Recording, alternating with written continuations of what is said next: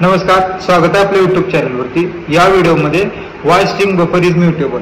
String buffer हे mutable काय आहेत मी तुम्हाला एक्सप्लेन करून सांगणार आहे। बघा, when you modify a string object, Java creates a new string object because string are immutable. जावामध्ये स्ट्रिंगचा ऑब्जेक्ट आपण मॉडिफाय करत होतो त्यावेळेस जावा नवीन ऑब्जेक्ट क्रिएट करून देत होतो, त्याच ऑब्जेक्टमध्ये एडिट करून देत नव्हते string. This can be inefficient specially Wien you perform many modification. ज्यावेळेस आपण मल्टिपल मॉडिफिकेशन लूपमध्ये करत होतो ना त्यावेळेस ते इफिशियंट जात नव्हतं कधी स्ट्रिंग क्लासच्या ऑब्जेक्टमध्ये।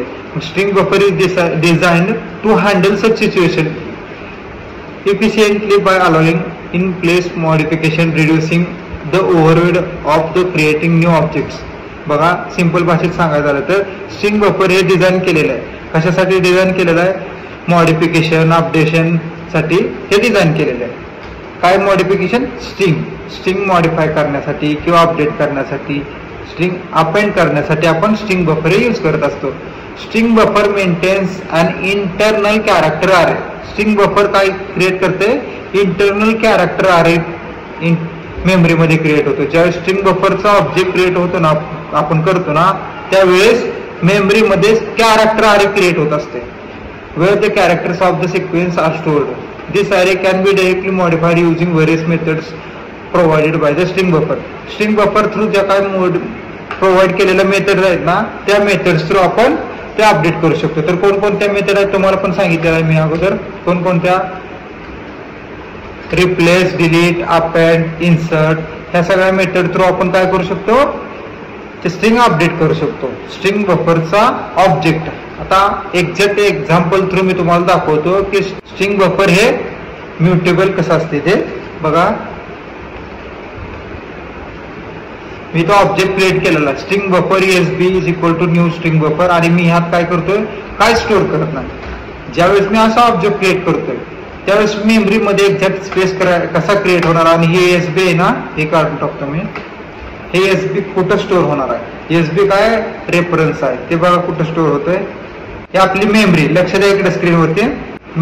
मेमरी मध्ये इथं स्टॅक, हे काय असणार आहे? स्टॅक असणार आहे आणि हे काय असणार आहे? Heap memory. हे ESB आहे ना, ती ESB इथं क्रिएट होणार ESB। आणि ESB बघा आपण काहीच व्हॅल्यू असाइन केली नाही, इथं काहीच पास केले नाही, त्यामुळं काय होणार आहे? स्टॅक मधला हा ESB आहे ना तो 16 कॅरेक्टरचा अरे क्रिएट करून देणार आहे। किती? 16 कॅरेक्टरचा। हे क्रिएट करणार नाही, एवढा 16 कॅरेक्टरचा अरे हे क्रिएट करून देणार आहे। कोण? ESB। जर आपण या इथे काय पास करायला गेलो, लक्ष द्या सगळ्या, अगोदर अजून एकदा सांगतो बघा। ESB आपण ज्यावेळेस न्यू कीवर्ड थ्रू असं क्रिएट करतोय स्ट्रिंग बफरचा ऑब्जेक्ट, त्यावेळेस मेमरी मध्ये स्टॅक, ह्या बकेट मध्ये स्टॅक मध्ये काय होणार आहे? ESB क्रिएट होणार आणि ESB काय करणार आहे? एक एम्प्टी कॅरेक्टर अरेला पॉइंट आउट करणार आणि त्याची साईज किती असणार आहे? 16 कॅरेक्टर आपण ते स्टोअर करू शकतो। समजते? नेक्स्ट काय मी दाखवतोय बघा, मी जर डबल कोट मध्ये एखादी स्ट्रिंग ऍड केली ABC, हे स्ट्रिंग ऍड केली तर ते काय होणार आहे? ह्या इथे स्टोअर होणार आहे। कुठे? 0th इंडेक्सला अशी स्ट्रिंग क्रिएट होणार आणि पुढं हे जे काय 3 कॅरेक्टर ऍड झालेले आहेत ना तेवढा स्पेस म्हणजे तेवढे कॅरेक्टर अरे किती ऍड होणार आहे? किती असणार आहेत मग ते? 1, 2 आणि 3। समजतंय? या अशा टाइप मध्ये कॅरेक्टर अरे ऍड होत असतोय कुठं? ह्या ESB ह्या स्ट्रिंग बफरच्या ऑब्जेक्टला। समजलं इथपर्यंत? आपण स्ट्रिंग बफरचा ऑब्जेक्ट तसं आपण स्ट्रिंग मध्ये ESB1 इज इक्वल टू असं स्ट्रिंग थ्रू आपण करत होतो ना, हॅलो, त्या असं स्ट्रिंग बफर मध्ये करू शकत नाही। हा स्ट्रिंग आहे आणि हे स्ट्रिंग बफर आहे, हे डायरेक्ट किंवा कन्वर्ट होत नसते, ते कंपायलेशनला एरर येत असते। नेक्स्ट बघा इकडं मी काय दाखवलेलं आहे? New keyword through heap memory मध्ये क्रिएट डेटा होतोय। स्ट्रिंग बफर मध्ये स्ट्रिंग कॉन्स्टंट पूल नसते, जसं स्ट्रिंग मध्ये स्ट्रिंग कॉन्स्टंट पूल असते। स्ट्रिंग मध्ये स्ट्रिंग कॉन्स्टंट पूल असल्यामुळं काय होणार आहे? इथं सेपरेट स्ट्रिंग कॉन्स्टंट पूल क्रिएट होणार आणि इथून इथे पण सेम डेटा, इथे एबीसी क्रिएट झाला तिथे क्रिएट होत होता. आता स्ट्रिंग बफर मध्ये ते क्रिएट होणार नाही. समजतंय? ज्यावेळेस मी इथं string buffer SB1 is equal to SB हे असं करतोय, त्यावेळेस मेमरी मध्ये काय होणार आहे बघा.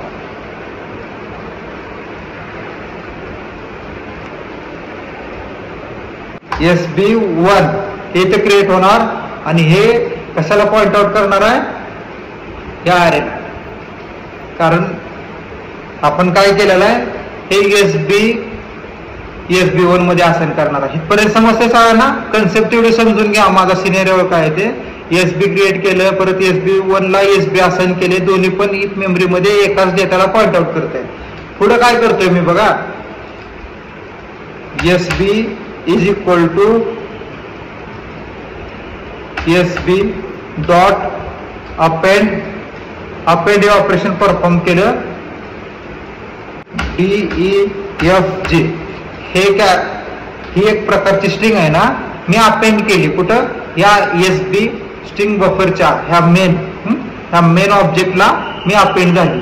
मग मला एक्सपेक्टेड आउटपुट काय असलं पाहिजे, किंवा मेमरी मध्ये काय झालं पाहिजे की सीच्या पुढं हे 3 कॅरेक्टर ऍड झाले पाहिजे. कुठे बघा, इथं लक्ष द्या, F हे असे कॅरेक्टर, G एक आहे ना, G हे असे कॅरेक्टर स्टोअर होणार. बरोबर. आता बघा, SB इथं पॉइंट आउट करतोय आणि SB1 पण इथं पॉइंट आउट करतोय. मग इनडायरेक्टली SB1 पण अपडेट झाला. येते लक्षात? इथं मेमरी स्पेस क्रिएट नवीन होणार नाही हिप मेमरी मध्ये. ह्या SB चा काय आपला मेमरी स्पेस होतो ना, तिथं डेटा अपडेट होणार आहे. बघा आता इथं मी काय करतोय, लक्ष द्या इकडं, मी इथं SB प्रिंट केलाय आणि ह्याच्या खाली SB1 प्रिंट करतो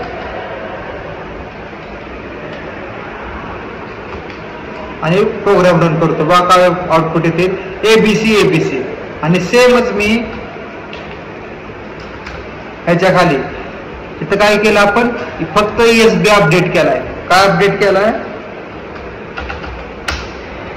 SB ऑब्जेक्ट नॉट SB1. पण इनडायरेक्टली हा SB1 पण अपडेट होतोय. बघा, रन करतोय प्रोग्राम मी, बघा इथे झाला अपडेट.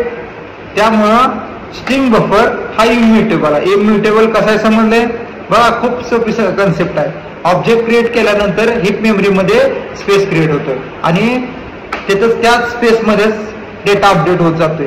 तसं स्ट्रिंग मध्ये काय होत होतं की स्ट्रिंग कॉन्स्टंट पूल मध्ये नवीन ऑब्जेक्ट क्रिएट होऊन तिथं डेटा स्टोअर होत होता आणि हिप मध्ये ओल्ड काय स्ट्रिंग होती ना, ती गार्बेज मध्ये जात होते आणि न्यू स्ट्रिंग क्रिएट होते. समजलंय? कन्सेप्ट समजले असेल तर व्हिडिओ लाईक करा, तुमच्या मित्रांशी शेअर करा, चॅनल सबस्क्राईब करा. थँक्यू.